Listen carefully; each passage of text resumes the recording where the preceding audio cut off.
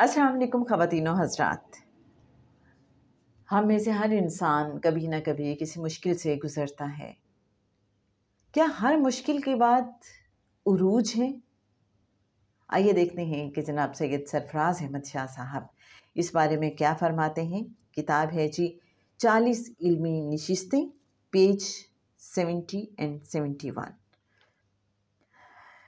شاہ صاحب فرماتے ہیں کہ در حقیقت ہوتا یہ ہے کہ بعض اوقات انسان اپنی زندگی کے مشکل وقت سے گزر رہا ہوتا ہے، اور تمام انسانوں کی زندگی میں ایسا وقت آتا ہے۔ جب مشکل وقت آتا ہے تو انسان اگر یہ یاد رکھے کہ میرے رب نے اس مشکل وقت سے پہلے جو اتنا عرصہ آسانیاں عطا کی تھیں، تو یہ مشکل وقت بھی گزر جائے گا۔ میرا ذاتی تجربہ اور مشاہدہ بھی ہے کہ زندگی میں جب مشکل وقت آتا ہے تو اس کے بعد بہت عروج آتا ہے۔ بس یقیناً مشکل کے ساتھ آسانی ہے، بے شک مشکل کے ساتھ آسانی ہے۔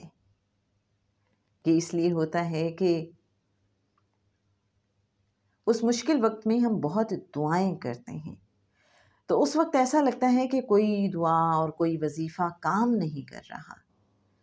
وہ دعائیں اکٹھی ہو رہی ہوتی ہیں تو اس کے انعامات بھی اکٹھے ملتے ہیں، اسی لیے پہلے سے زیادہ عروج ملتا ہے۔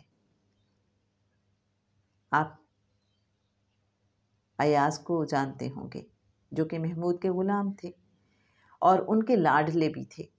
ایک دفعہ محمود نے دربار میں ایک پھل ایاز کو دیا اور دوسرا وزیر کو دیا، تو وزیر نے تھوڑا سا کھا کر یہ کہہ کر چھوڑ دیا کہ یہ کڑوا ہے، لیکن ایاز مزے لے کر کھاتا رہا۔ تو محمود نے وزیر سے پوچھا، آپ نے یہ پھل کیوں نہیں کھایا؟